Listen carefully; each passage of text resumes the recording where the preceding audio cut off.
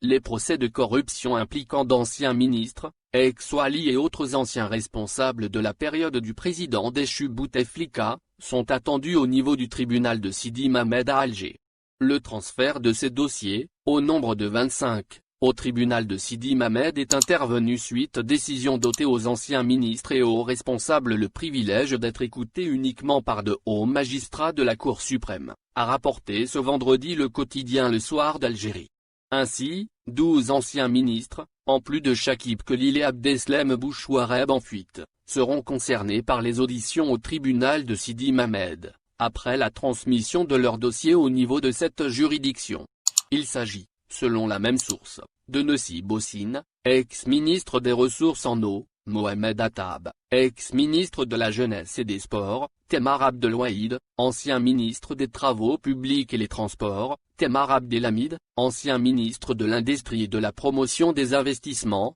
Boudj Mataley, ministre des Travaux publics et Transports, Nouri Abdelwahab, ministre des Ressources en eau, Bouazgui Abdelkadé, ancien ministre de l'Agriculture, Raïel Mustafa Karim, ancien chef de cabinet de Sellal, Mohamed Razi, ancien ministre de Travail, Mohamed Bedjaoui, ancien ministre des Affaires étrangères, Tamazirt Djamila, ancienne ministre de l'Industrie et Ouda Feraoun, ancienne ministre des Télécommunications. Il s'agit également de plusieurs ex-Wali et de hauts cadres notamment de la Sonatrach, dont les deux anciens PDG, Meziane Mohamed et Ould Kadr.